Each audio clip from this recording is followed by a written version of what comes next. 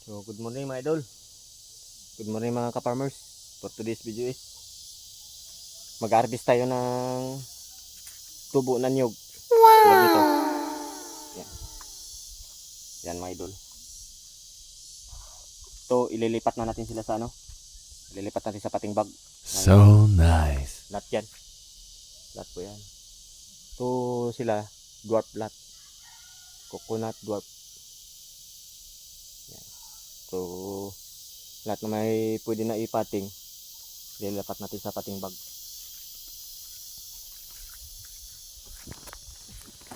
Yan. Ganito. Yan. Wala pa siya ugat kaya madali lang siya bunutin.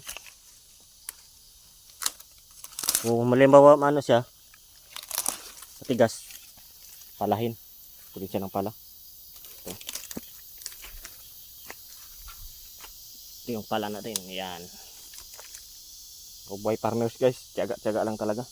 So, papakita ko sa inyo kung paano magpating, paglagay, proseso sa paglalagay ng pating bag. So, stay tuned mga idol. Thank you for watching. Papakita ko po sa inyo.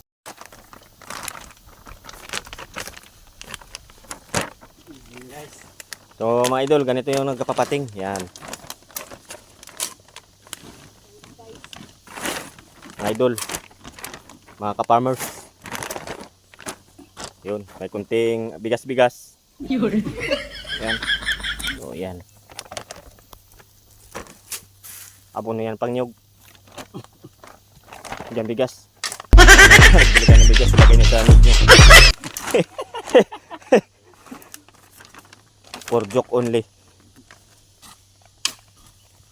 Yan. Pagulagyan ng tubig, lupa, patong.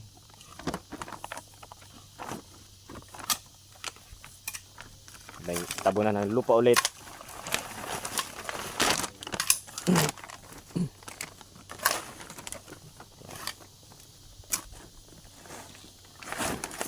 Kasisipag ng mga magniniyog na ito mga idol, pagkakugwapo pa. Basta't mga farmers, sa hanap kayo ng mga pugi, punta kayo sa mga taga farmers, shoot yan. Singer pa.